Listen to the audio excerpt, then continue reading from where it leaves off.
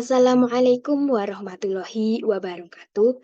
Perkenalkan, saya Desi Ayu Sulistyo, NIM 220106440012 dari kelas PGSD 2022A. Pada video kali ini, saya akan mempresentasikan materi tentang Pancasila dalam konteks ketatanegaraan Indonesia.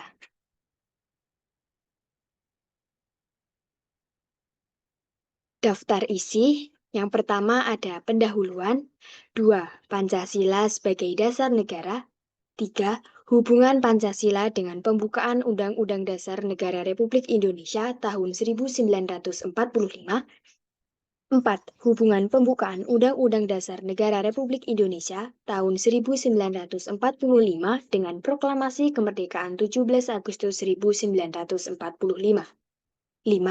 Hubungan Pancasila dengan pasal-pasal Undang-Undang Dasar Negara Republik Indonesia tahun 1945, dan yang terakhir, sistem pemerintahan negara menurut Undang-Undang Dasar Negara Republik Indonesia tahun 1945, hasil amandemen 2002.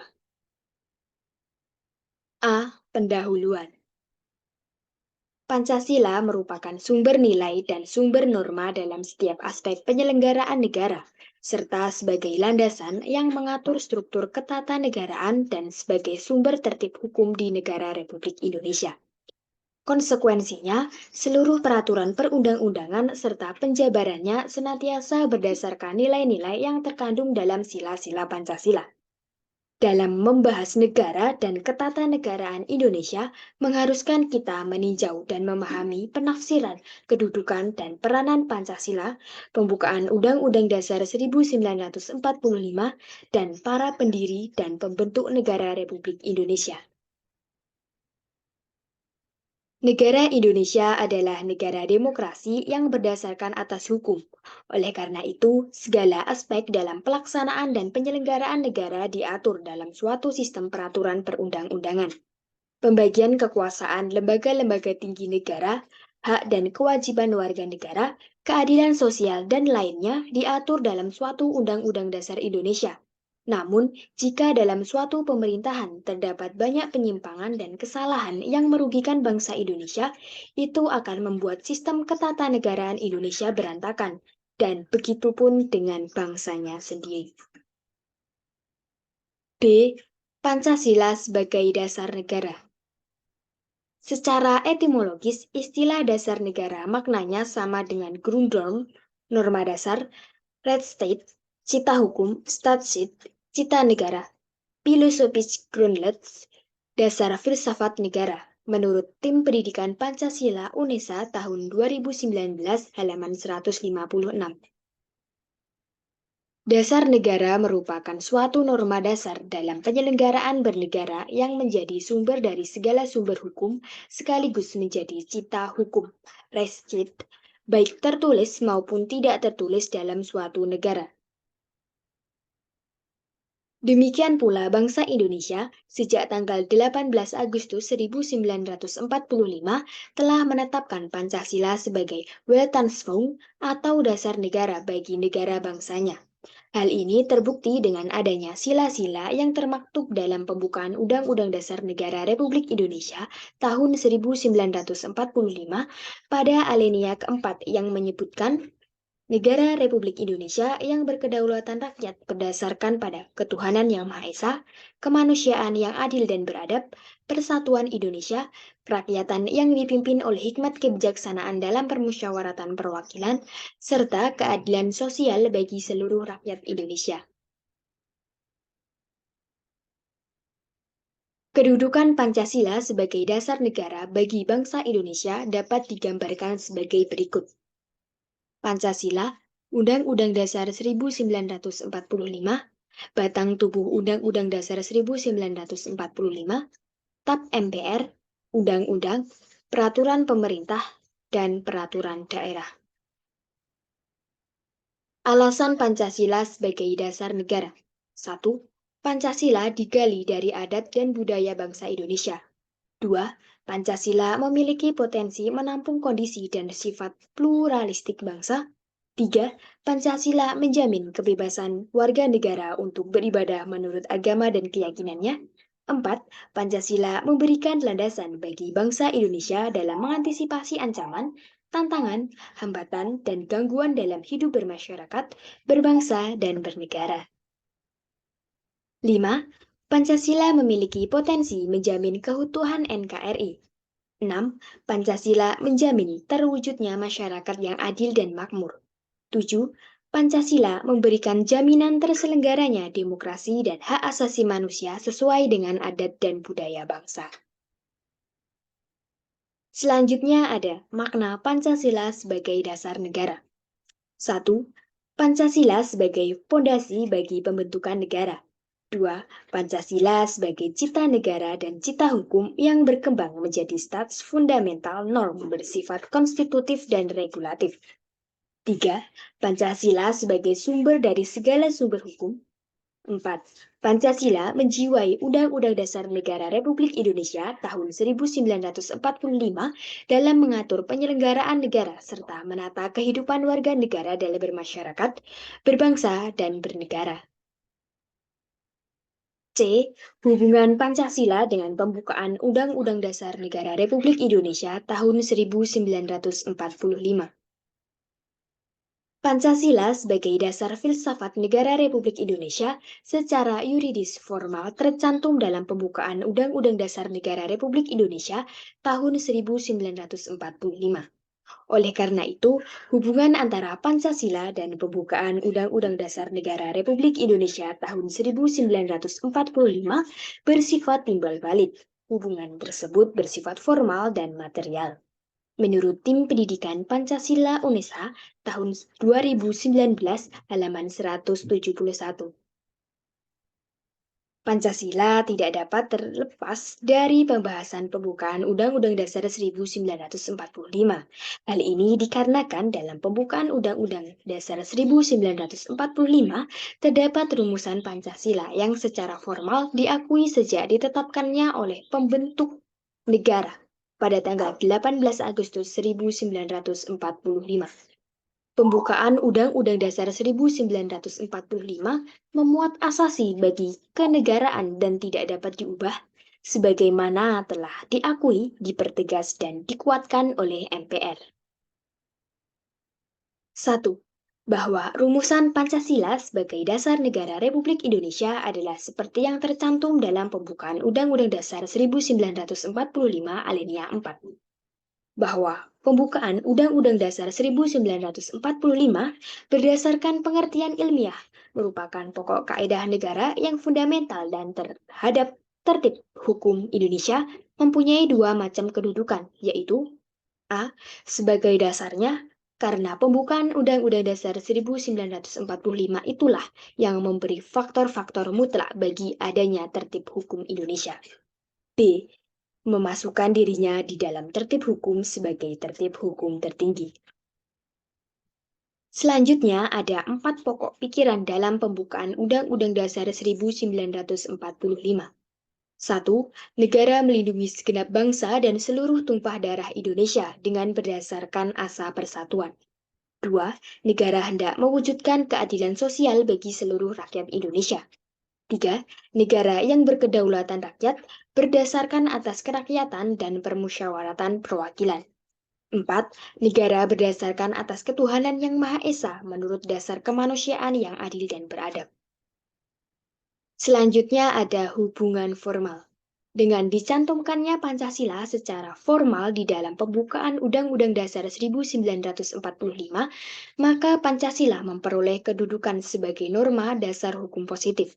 Dengan demikian, tata kehidupan bernegara tidak hanya bertopang pada asas-asas sosial, ekonomi, politik, yaitu perpaduan asas-asas kultural, religius, dan asas-asas kenegaraan yang unsurnya terdapat dalam Pancasila. Jadi, berdasarkan tempat terdapatnya Pancasila secara formal dapat disimpulkan sebagai berikut. 1. Bahwa rumusan Pancasila sebagai dasar negara Republik Indonesia adalah seperti yang tercantum dalam pembukaan Undang-Undang Dasar 1945 alinea 4. Dua, bahwa pembukaan Undang-Undang Dasar 1945 berdasarkan pengertian ilmiah merupakan pokok kaidah negara yang fundamental dan terhadap tertib hukum Indonesia mempunyai dua macam kedudukan, yaitu A. Sebagai dasarnya, karena pembukaan Undang-Undang Dasar 1945 itulah yang memberi faktor-faktor mutlak bagi adanya tertib hukum di Indonesia. B. Memasukkan dirinya di dalam tertib hukum sebagai tertib hukum tertinggi. 3. Bahwa dengan demikian pembukaan Undang-Undang Dasar 1945 berkedudukan dan berfungsi selain sebagai mukadimah dan Undang-Undang Dasar 1945 dalam kesatuan yang tidak dapat dipisahkan, juga berkedudukan hukumnya sebagai suatu yang bereksistensi sendiri, yang hakikat kedudukan hukumnya berbeda dengan pasal-pasalnya. Karena pembukaan Undang-Undang Dasar 1945 yang intinya adalah Pancasila tidak tergantung pada batang tubuh Undang-Undang Dasar 1945, bahkan sebagai sumbernya. 4. Bahwa Pancasila dengan demikian dapat disimpulkan mempunyai hakikat, sifat, kedudukan, dan fungsi sebagai pokok kaidah negara yang fundamental yang menjelmakan dirinya sebagai dasar kelangsungan hidup negara Republik Indonesia yang diproklamirkan pada tanggal 17 Agustus 1945. 5. Bahwa Pancasila sebagai inti pembukaan Undang-Undang Dasar 1945 dengan demikian mempunyai kedudukan yang kuat, tetap, dan tidak dapat diubah dan terletak pada kelangsungan hidup negara Republik Indonesia. Selanjutnya ada hubungan material. Jika kita tinjau kembali proses perumusan Pancasila dan pembukaan Undang-Undang Dasar 1945, maka secara kronologis, materi yang dibahas oleh BPUPKI yang pertama adalah dasar filsafat Pancasila dan kemudian pembukaan Undang-Undang Dasar 1945. Setelah pada sidang pertama, pembukaan Undang-Undang Dasar 1945, BPUPKI membicarakan dasar filsafat negara Pancasila, dan tersusunlah Piagam Jakarta yang disusun oleh Panitia 9 sebagai wujud bentuk pertama pembukaan Undang-Undang Dasar 1945. Jadi, berdasar urutan-urutan tertib hukum Indonesia, pembukaan Undang-Undang Dasar 1945 adalah sebagai tertib hukum yang tertinggi. Adapun tertib hukum Indonesia bersumber pada Pancasila, atau dengan kata lain, sebagai sumber tertib hukum Indonesia. Selanjutnya ada Orde Lama. Pada masa Orde Lama, Pancasila dipahami berdasarkan paradigma yang berkembang pada situasi dunia yang diliputi oleh tajamnya konflik ideologi. Pada saat itu, kondisi politik dan keamanan dalam negeri diliputi oleh kekacauan dan kondisi sosial budaya berada dalam suasana tradisional dari masyarakat terjajah menjadi masyarakat merdeka. Masa Orde Lama adalah pencarian bentuk implementasi Pancasila, terutama dalam sistem kenegaraan. Pancasila diimplementasikan dalam bentuk yang berbeda-beda pada masa Orde Lama. Selanjutnya ada periode 1945 hingga 1950. Konstitusi yang digunakan adalah Pancasila dan Undang-Undang Dasar 1945 yang presidensil. Namun, dalam praktik kenegaraan, sistem presidensil tidak dapat diwujudkan. Setelah penjajah dapat diusir, persatuan mulai mendapat tantangan. Upaya-upaya untuk mengganti Pancasila sebagai dasar negara dengan paham komunis PKI melalui pemberontakan Medium tahun 1948 dan oleh DITII yang akan mendirikan negara dengan dasar Islam. Penerapan Pancasila selama periode 1950 hingga 1959 adalah Pancasila diarahkan sebagai ideologi liberal yang ternyata tidak menjamin stabilitas pemerintahan. Walaupun dasar negara tetap Pancasila, tetapi rumusan sila keempat bukan berjiwakan musyawarah mufakat, melainkan suara terbanyak. Selanjutnya ada periode 1956 hingga 1965. Dikenal sebagai periode demokrasi terpimpin. Demokrasi bukan berada pada kekuasaan rakyat sehingga yang memimpin adalah nilai-nilai Pancasila, tetapi berada pada kekuasaan pribadi Presiden Soekarno. Terjadilah berbagai penyimpangan penafsiran terhadap Pancasila dalam konstitusi. Akibatnya, Soekarno menjadi otoriter, diangkat menjadi presiden seumur hidup. Politik konfrontasi dan menggabungkan nasionalis, agama, dan komunis yang ternyata tidak cocok bagi NKRI. Terbukti adanya kemerosotan moral di sebagian masyarakat yang tidak lagi hidup bersendikan nilai-nilai Pancasila dan berusaha untuk menggantikan Pancasila dengan ideologi lain. D.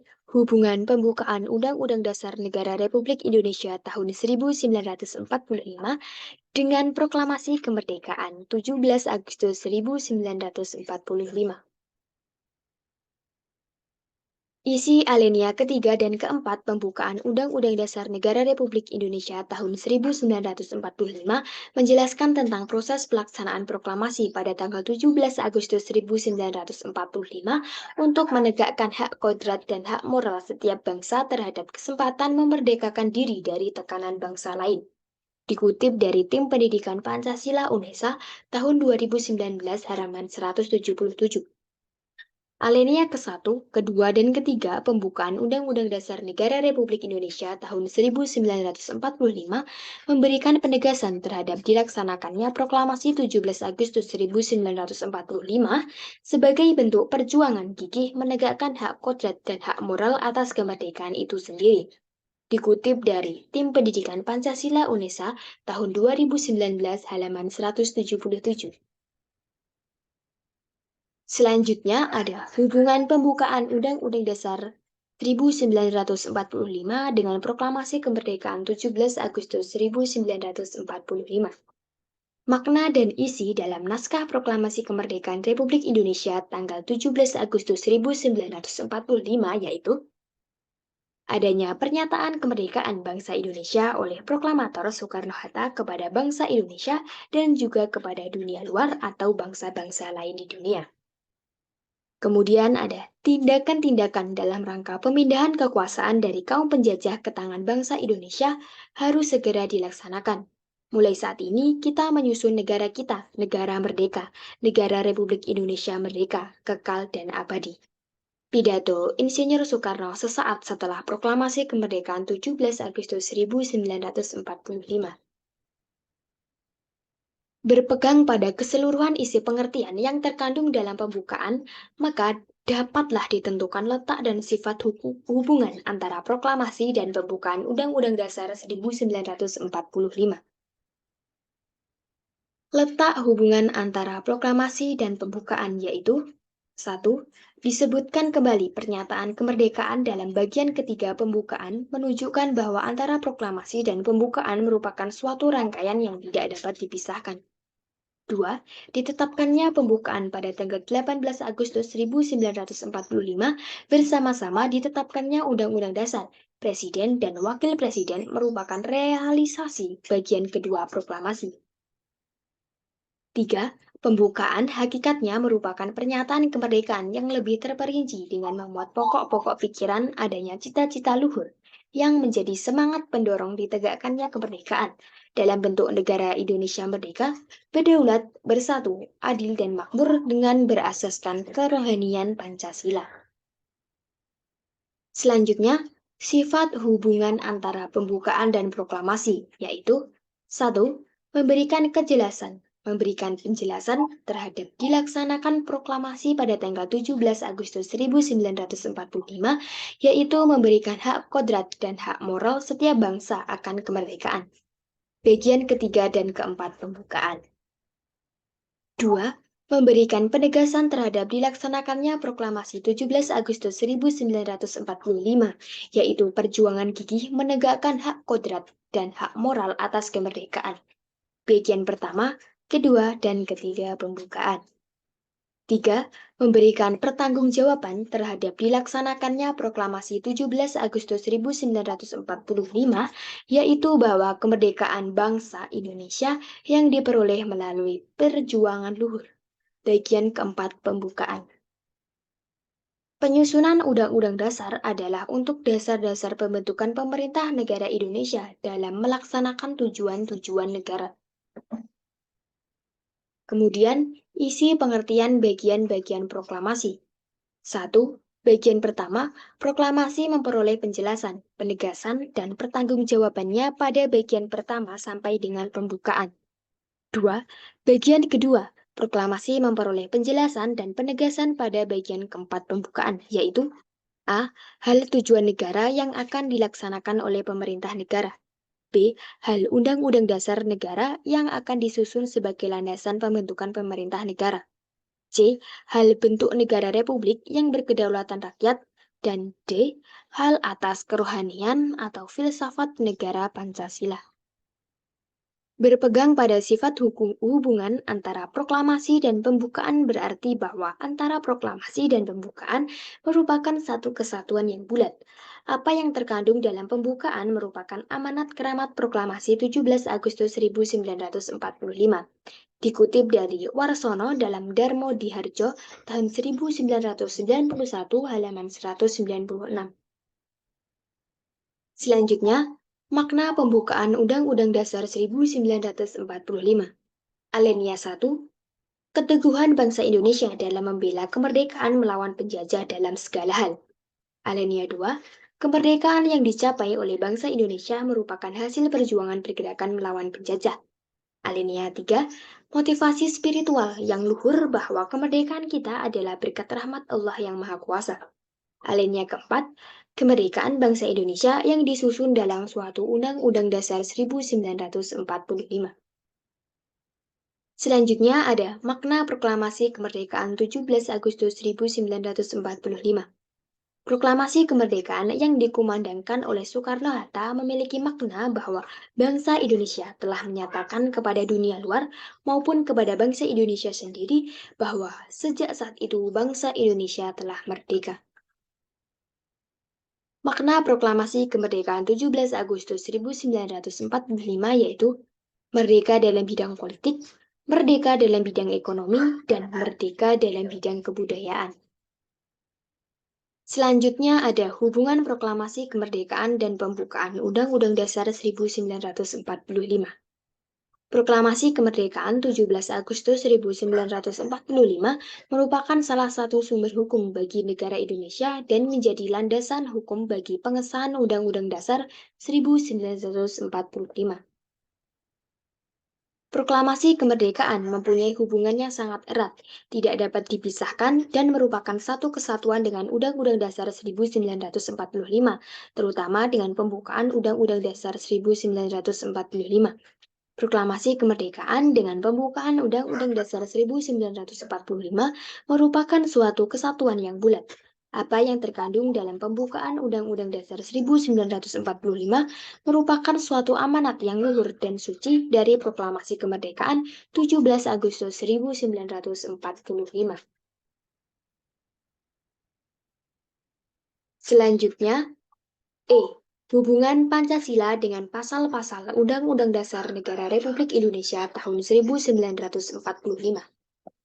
Undang-Undang Dasar Negara Republik Indonesia tahun 1945 terdiri dari rangkaian pasal-pasal yang merupakan perwujudan dari pokok-pokok pikiran yang terkandung dalam pembukaan Undang-Undang Dasar Negara Republik Indonesia tahun 1945, yaitu Persatuan Indonesia, keadilan sosial, kedaulatan rakyat berdasar atas kerakyatan dan permusyawaratan perwakilan, dan ketuhanan yang Maha Esa menurut dasar kemanusiaan yang adil dan beradab, yang tidak lain adalah sila-sila dari Pancasila.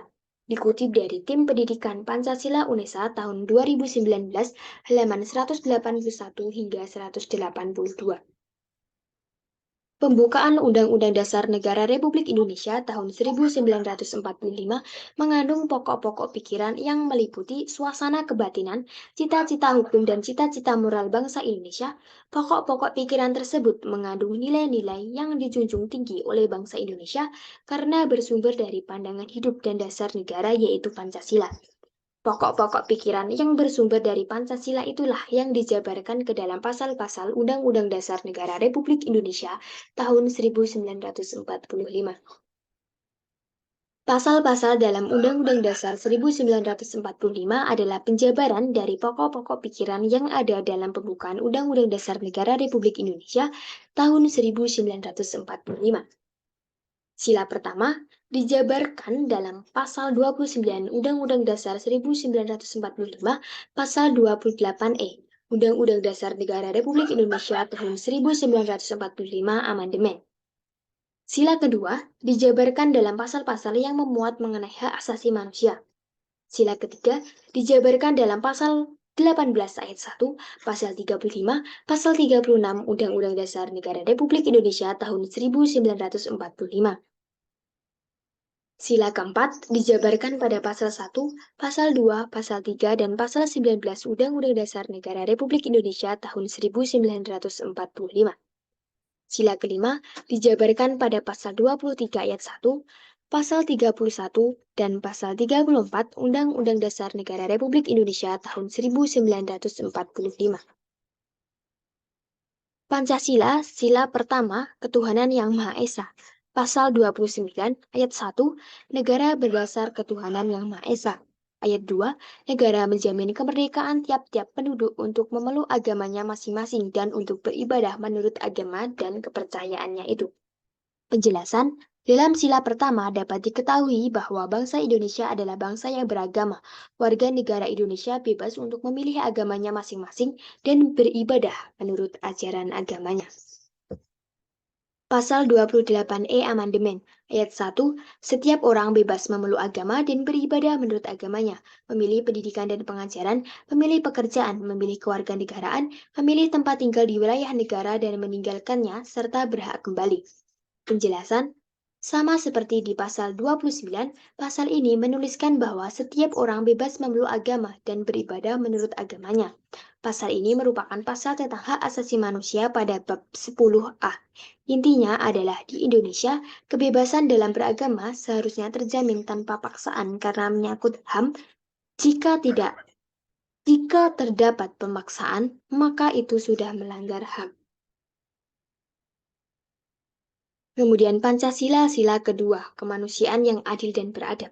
Pasal 27 ayat 1, segala warga negara bersamaan kedudukannya di dalam hukum dan pemerintahan dan wajib menjunjung hukum dan pemerintahan itu dengan tidak ada kecualinya. Ayat 2, tiap-tiap warga negara berhak atas pekerjaan dan penghidupan yang layak bagi kemanusiaan. Penjelasan, WNI apapun statusnya seharusnya sama di hadapan hukum dan pemerintahan, tidak dibeda-bedakan dan harus adil. Selain itu, semua warga negara harus mematuhi hukum yang berlaku di Indonesia tanpa terkecuali. Warga negara juga berhak untuk mendapatkan pekerjaan dan hidup yang layak. Pasal 28. Kemerdekaan berserikat dan berkumpul, mengeluarkan pikiran dengan lisan dan tulisan dan sebagainya ditetapkan dengan undang-undang.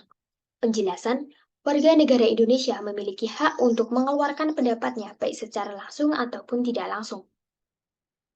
Warga negara Indonesia bebas untuk berkumpul dan atau bermusyawarah dan semuanya itu sudah ditetapkan dalam undang-undang.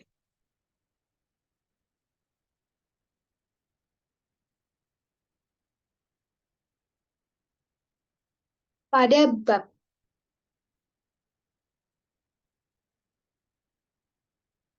Pada bab 10A tentang hak asasi manusia dari pasal 28A sampai pasal 28J amandemen.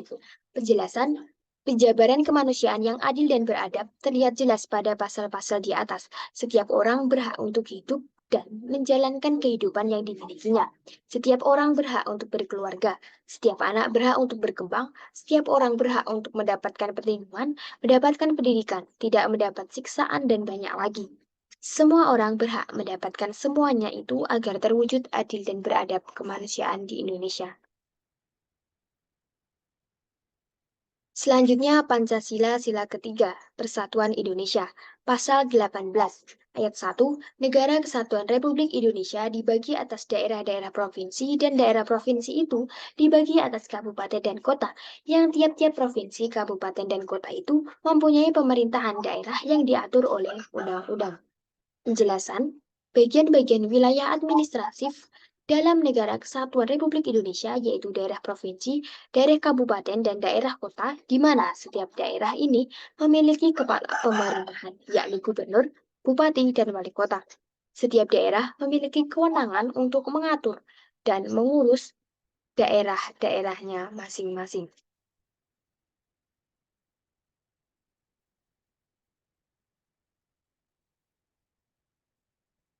Pasal 35, bendera negara Indonesia ialah sang merah putih. Penjelasan, bendera Indonesia hanya satu, yaitu merah putih. Di semua daerah di Indonesia, semua bendera negara sama, yaitu merah putih.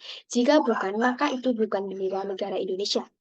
Pasal 36, bahasa negara ialah bahasa Indonesia. Penjelasan, bahasa daerah di Indonesia ada banyak sehingga untuk berkomunikasi dengan orang dari daerah lain cukup sulit. Untuk itu, bahasa Indonesia adalah bahasa pemersatu yang mempersatukan semua rakyat di Indonesia. Demikian yang dapat saya sampaikan. Ada kurangnya saya mohon maaf. Akhir kata, wassalamualaikum warahmatullahi wabarakatuh.